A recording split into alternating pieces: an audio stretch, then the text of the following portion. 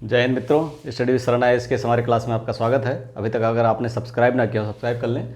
आज हिंदी साहित्य की जो क्लास है वो है डॉक्टर नगेंद्र के ऊपर है।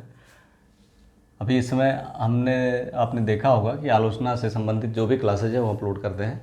जैसे आपने अभी रिसेंटली डॉक्टर रामविलास शर्मा की जातीय समीक्षा देखा, उनकी मार्क्सवादी आलोचना जल्दी ही अपलोड करेंगे। और इसके अलावा आचार्य रामचंद्र शुक्ल की समीक्षा पद्धति क्या है, उनकी कमियाँ क्या हैं, इसको हमने अपलोड किया हुआ है। और जो भी आलोचना आपको दिखेगी वो आपको मिल जाएगी वहाँ पे। आपको आलोचना जो भी क्वेश्चन आपके आते हैं एग्जाम में वो आ जाएंगे। बहुत आसान भाषा में मैंने समझाया हुआ है। उसी कड़ी में आज डॉक्टर नगेंद्र की आलोचना पद्धति क्या थी, वो आलोचना कर्म में उनकी भूमिका क्या है, इतने बड़े काव्यशास्त्री होते हुए उनका योगदान क्या है, ये हम देखेंगे। सबसे पहले देखते हैं इनका जन्म जो है 1915 में हुआ था। कब हुआ था? 1915 में। और मृत्यु 1999 में हुई थी। आचार्य रामचंद्र शुक्ल की अगर बात करें तो उनकी मृत्यु 1941 में हुई थी। आचार्य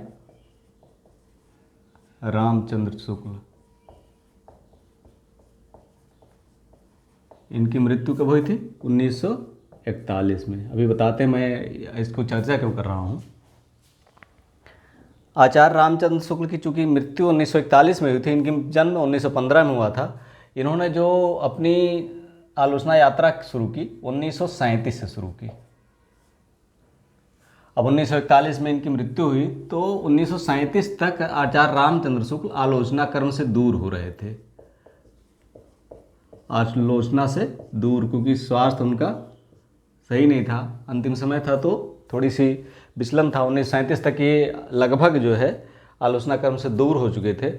लेकिन जो हिंदी साहित्य का कह सकते हैं, आधुनिक साहित्य का जो स्वर्णिम अध्याय है छायावाद, ये रामचंद्र शुक्ल को नहीं भाया। आचार्य रामचंद्र शुक्ल जी को ये भाया ही नहीं। उन्होंने अपनी मान्यताओं, ऐसी उनकी मान्यताएं जो थी इसके खिलाफ थीं। इसको ये विदेशी मानते थे और ईसाई फैंटसमासा से आया हुआ मानते थे। तो जबकि हिंदी साहित्य के लिए कितनी अमूल्य धरोहर है ये सब जानते हैं। हिंदी साहित्य के जब और लोग जैसे डॉक्टर नगेंद्र हुए तो इन लोगों ने, इस समय संकट विद्यमान था, जो इनकी मंतव्य, इनकी मान्यताओं का संकट जो है छायावाद पे विद्यमान था 1937 में। और जब ये आए तो इस समय एक बृहत त्रयी उभरी जो छायावाद पर छाए संकट को हटाने में बहुत महत्वपूर्ण भूमिका निभाई। जो आचार्य रामचंद्र शुक्ल के मान्यताओं से जो छायावाद की जो कह सकते हैं जो महत्व है लोग नहीं जान पाए थे, उसको हटाने में इनकी इस बृहत त्रयी की भूमिका बहुत महत्वपूर्ण थी। वो बृहत त्रयी थी। वो त्रयी कौन सी थी? त्रयी मतलब तीन होता है। वो त्रयी थी आचार्य नंद दुलारे वाजपेयी, नंद दुलारे वाजपेयी। आप जानते हो तो बताइए कमेंट में। दूसरे कौन थे? शांत प्रिय द्विवेदी, शांति प्रिय द्विवेदी। और तीसरे जो थे डॉक्टर नगेंद्र। इन तीन लोगों की बृहत त्रयी उभरी और छायावाद पर छाए संकट से निपटने में इन लोगों ने शुरू से ही मंतव्य बना लिया था कि छायावाद का जो स्थान है हिंदी साहित्य में वो निर्धारित रामचंद्र शुक्ल की मान्यताओं से उसका स्थान वो नहीं मिल पाएगा जो होना चाहिए। ऐसे में 1937 में इन्होंने छायावाद पर कुछ निबंधों से ही अपनी आलोचना यात्रा शुरू की। अपनी आलोचना यात्रा कैसे शुरू की? 1937 में छायावाद पर निबंध के द्वारा 2-3 निबंध लिखे। इससे इनकी छायावाद पर निबंध लिखे और इससे इनकी यात्रा शुरू हुई। और इसी समय इन्होंने अपनी पहली पुस्तक सुमित्रानंदन पंत लिखी। डॉक्टर नगेंद्र ने अपनी पहली पुस्तक कौन सी लिखी? सुमित्रानंदन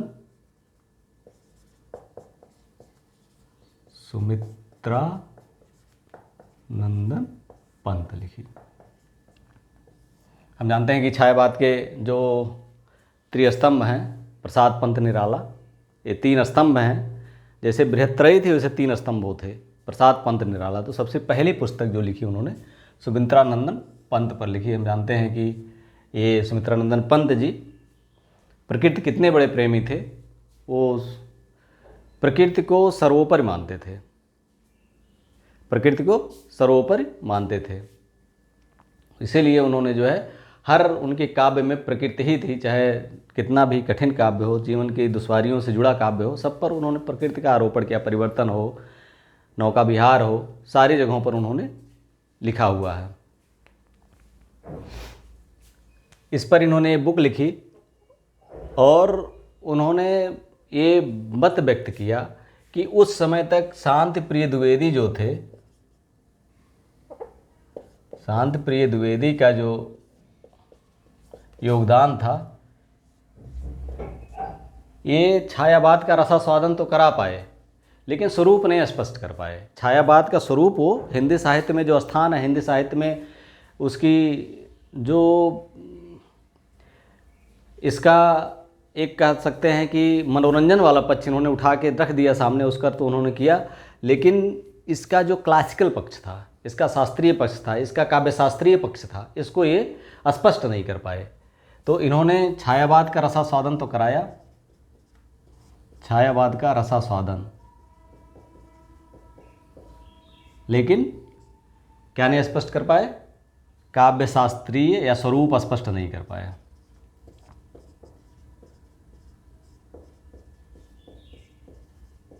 बहुत आसान है ये, थोड़ा सा ध्यान देंगे समझ में आ जाएगा।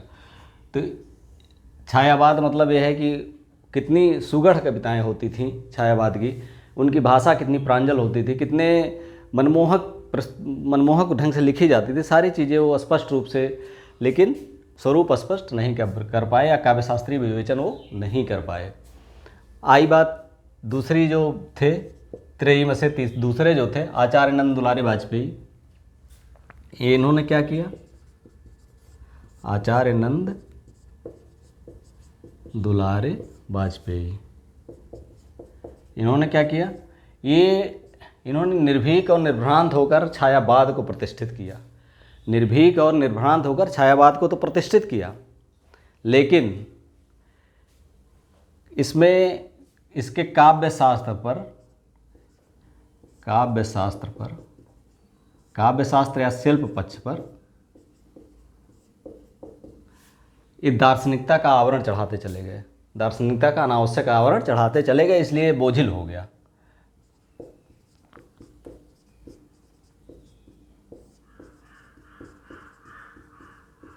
क्योंकि हम जानते हैं छायावाद की कविता कैसी है, छायावाद की कविता ऐसी है कि वहाँ पर आपको ऐसा कभी कभी लगता है कि ईश्वर और मध्यकालीन जो रहस्यवाद है वो भी कभी दिखता है, लेकिन ये सब जानते हैं कि छायावाद की काव्य में जो रहस्यवाद है वो आधुनिक समाज से उभरा हुआ रहस्यवाद है।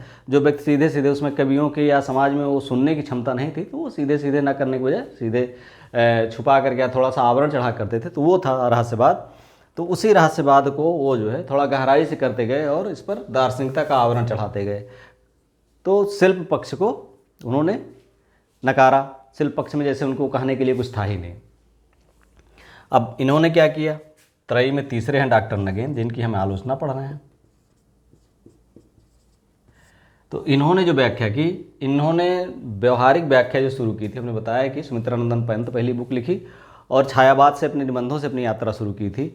इन्होंने छायावाद की व्याख्या जो है इस तरह से की कि इसमें मनोवैज्ञानिक जो पक्ष था, मनोवैज्ञानिक पक्ष था, उस आध्यात्मिक जो पक्ष था, इसमें इसका आध्यात्मिक पक्ष जो हमने कहा रहस्यवाद है, रहस्यवाद को इन्होंने दार्शनिकता का आवरण चढ़ाया और ये आध्यात्मिक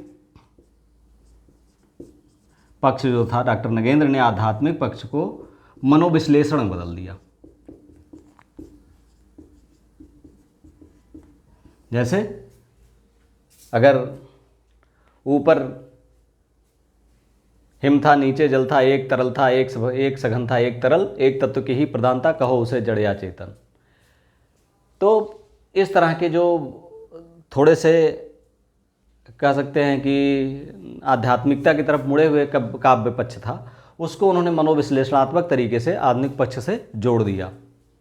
और इनका जो मनोवैज्ञानिक पक्ष था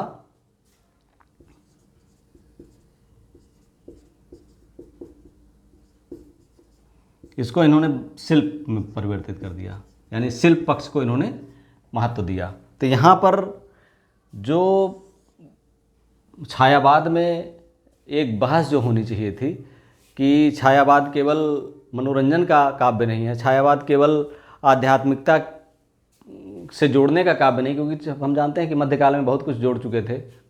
कुंडलिनी जागरण से लेकर के ईश्वर की आराधना व निर्गुण सगुण की इतना विवाद, राम शिवद्रोही मम भगत कहावा, सोनर मोहि सपने हो नहीं पावा, या इसी तरह से दुल्हनी गाँव मंगलचार हमारे घर आए हो, राजा राम भरतार, मतलब आध्यात्मिकता और ईश्वर प्रेम सारी चीज़ें वहाँ छोड़ आए थे। तो यहाँ पर इन्होंने इसको शिल्प पक्ष के जोड़ा, मनोवैज्ञानिकों शिल्प पक्ष इसका किस तरह से हमारे समक्ष उद्घाटित करता है उसकी काव्य के काव्य शास्त्रीय पक्ष को, ये इन्होंने यहाँ बताया। अब इनकी जो छायावाद के अलावा जहाँ पर इनकी मुखर हुई आलोचना वो थी रीतिकाल। रीतिकाल पर इन्होंने बहुत शोध और अध्ययन के बाद 2 बुक लिखे। रीतिकाल की भूमिका पहली बुक थी, काल की भूमिका, और दूसरी इनकी बुक थी देव और उनकी कविता और उनकी कविता।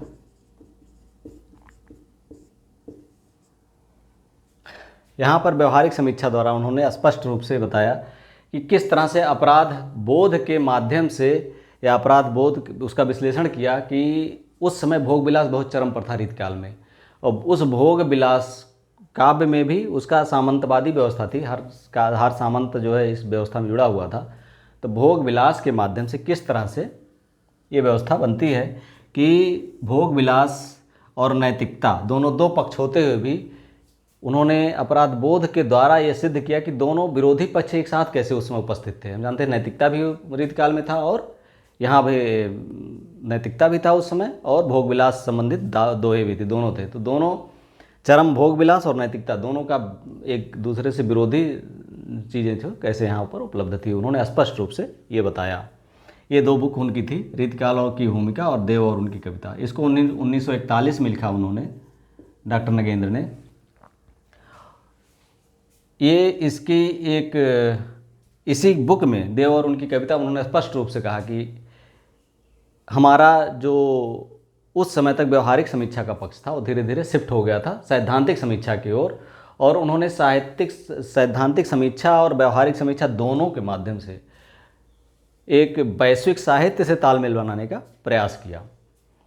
डॉक्टर नगेंद्र ने अगर इतना व्यवस्थित व्यवहारिक और कह सकते हैं बैलेंस तरीके से छायावाद की अगर मुखालफत ना की होती, छायावाद की अगर जो है इन्होंने मनोविश्लेषण द्वारा छायावाद के वास्तविक स्वरूप को उद्घाटित ना किया होता, या ये त्रयी का योगदान अगर इसमें ना होता, छायावाद का स्वरूप जो है हो सकता है कुछ और होता, हम कुछ और समझते।